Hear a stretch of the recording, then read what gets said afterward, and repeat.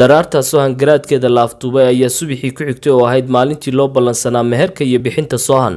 La isugu yimid goobtii lagu ballansanaa. Geedka ayaa la hoos fadhiistay oo duq waliba uu doonyeystay bakooradiisana is agdhigay. Dhanka Sohan waxaa ka socday aabaheed Xaaji Samaale, laba ka mid ah adeeradeed Daa'uud Qowdhan iyo Xasan Mataan, laba abtiyaasheeda Ibraahim Dhuux iyo Aadan Feedho. halka dhanka duqa Xaaji Seeraar Subagle uu ka socday saddex walaaladii ah Muuse Dheere, Cabdi Fanax iyo Cali Qoor. waxaa kaloo goobta ku sugnaa wadaadkii deegaanka looga dambeyn jiray ee Sheekh Suudi Gaaldile oo dhinaca ku sita qindigiisii, dhanka kalena kitaab xaashi casaa uu ka faashado. kolkii bariidin iyo salaan la isku bilaabay laysna xog waraystay ayaa hawshii loo gondodegay. sidii dhaqan ahaana la isweydiistay gashaantidii Sohan. Xaaji Samaale si degdeg ku jiro ayuu u bixiyey isagoo ducadiina ilaaway. ilaa kol dambe uu xasuusiyey walaalkii Xasan Mataan, dabadeedna uu raaciyey. duqii Xaaji Seeraar Subagle isna waan guddoomiyey hagaag buu ku jawaabay. waxaanu sheegay wixii uu ka bixiyey gabadha oo ahaa 100 geel iyo baarqabkiisii oo uu ku xareeyay xerada Xasan Mataan oo ka ag dhoweyd.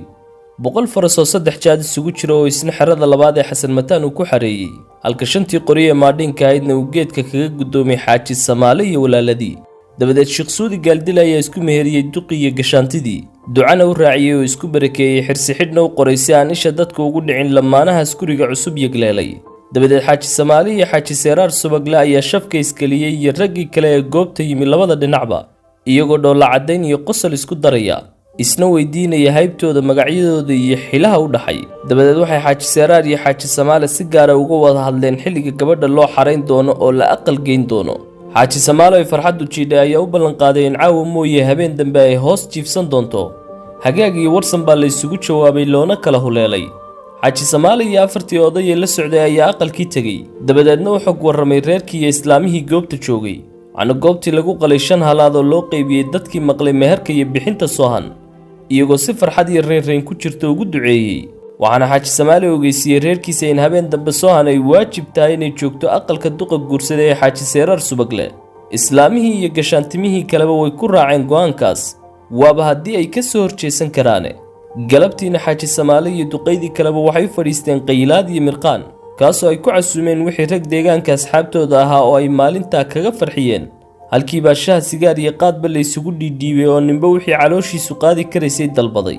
gooray ku dhowdahay saqdi dhexe oo habeenkii 2 meelood tageen ayaa buulkii lagu qayilayay lagu kala huleelay. Xaaji Samaalena uu soo guday gudcurkaas isagoo bakooradiisa iyo qori maadhiina isku ilaalinayo oo feejigan. si nabad qabta ayuu aqalkiisii ku soo gaadhay. gabadhiisii uu qabay oo khuurada ka dhacay si aan laga seexan karin ayuu is-ag waday oo huleel u gamayleen nafi kuma heegne. aroortii kolka ay cadceeddu soo bidhaantay ayaa sidii caadada ahayd shakhsi waliba uu shaqadiisii nolol maalmeedka ahayd ku foofay, halka Sohan sidii shalay iyo daraadoo kale aanay midna adhiga raacin. labadii maalmood ee u dambeeyey iyo maantaba waxaa Sohan lagu daliigay cusbur. aad baa loo dhalaaliyey oo jidhirtii saarnayd intay bilaa daryeelka noqotay haraqii hanfiga iyo dhaxmuhu ay ka soo saareen ayaa laga jafay, oo waxaa laga dhigay gashaanti dhabankeeda odayga qaba uu ka subkan doono. iyadoo awal baa ahayd gashaanti 15 jir oo leh naase taagtaagan oo giigsan, bariyo kubab socodku ruuxaya ayaa waxa u sii raacday dhowrkii maalmood ee u dambeeyey oo aayadeed Saynab. subag iyo bari isku sidkan ay 3 xilliba gasiin uga dhigtay. caano dhayahna waxay noqdeen kuwo aanay ka haqabeelin oo sida biyaha ay u cabto kol walba. sidii boqorada ayaa loo soo diyaariyey oo loo xidhay dhar kuwii ugu qurxoonaa. waa dirac cusub oo midabkiisu caddaan iyo casaan isugu jiro, hoostana waa goorgoorar cadow mara xariira la moodo in laga sameeyey. waxa uu raaca shalmad cas iyo kaba madow oo ila muran ah. silsilad iyo dhowr fargaloo wata gacmahoodii dahabka ah waa loo geliyey oo hooyadeed lahayd. cadar aad u udgoon oo laga keenay cadan oo jaadkiisa la dhaho sixrul axbaab ayaa lagu jabiyey uunsi. Sohan oo dhinac walba laga daawanayo oo indhoolka aan indhihiisu daalayn, dhagoolkana aan urtiisu daalayn baa laga dhigay. kolkii uu gabaldhicii soo dhowaaday ayaa Sohan la saaray faras xamar ah. hablo iyo dhowr dooba ilmaadeeradeeda ayaa lagu daray oo u helyeelay. ayayadeed iyo habaryaraheedna waxna aqalka la geynayo ay u dhawaayeen bay u soo jarmaadeen, waxna fardihii laga bixiyey baa lagu qaaday oo lagu geeyey aqalka. Xaaji Seeraar Subagle laftiisu ma hawl yaraysan oo dharaartii oo dhan waxa uu ku hawlanaa inuu cirrada casaysto, timihii jidhka iyo garhkana iska gaabiyey ilaan waa ninka caawa caruuska ah. macwiis abisarandaa shaadh buluug oo liidliid cad leh, kaba sandhala iyo go-shaal weyn oo cad oo ay weheliso koofiyadii cuqaasha ayuu ku labistay.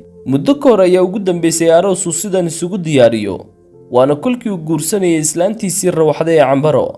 qalbiga ayuu ka naxnaxayaa, talow muxuu la naxnaxsan yahay? baladba aqalkii ayaa goor ku beegan fiidkii markii ay cadceeddu godkeeda gashay laysugu yimi. mashxarad iyo alalaas baa labadoodaba lagu soo dhoweeyey.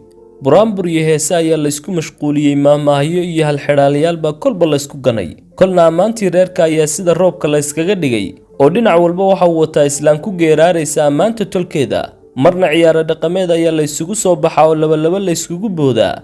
gabdho yaryar iyo wiilal doobab ah ayaa jaanta isla helaa, luuqdana loo raaciyaa oo farxadda sacabka iyo alalaaska koone ilaa ka koone isqabsadaa. soohan habeenkaas walow aanay si dhaba u rabin arooska iyo wax kastoo dhacayay, haddana marnaba may muujin dareenkeeda dhabta oo sidii qof janno loogu bushaareeyey ayay u qoslaysaa una faraxsanayd.